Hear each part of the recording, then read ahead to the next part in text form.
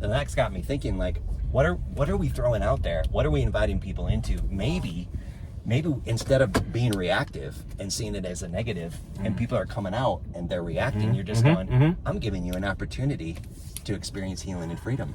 Right. I want to be about that. Facts. And not judging them, because as we just said, that person is coming out of an entire stew. They still have marinade dripping off of them. That's just how they know to act. You know what I mean? Now again, we're adults. We're not saying there's no responsibility for human behavior, but I'm saying you're coming out of that. You don't know how to act yet. So again, that's why maybe you take the hit real quick. You're like, oh, I get that. That's bigger than you. You don't know how to act. I'm going to take this L real quick, but I'm also going to give you this healing and this freedom, and you bump up against it. If it's real healing and freedom, it'll do its job, on its own once it hits the skin, so to speak.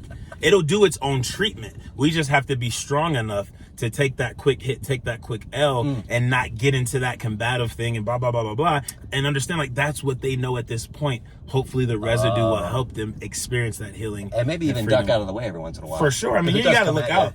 Right? Some hits you don't want to take. And be careful not to step into the escalation energy.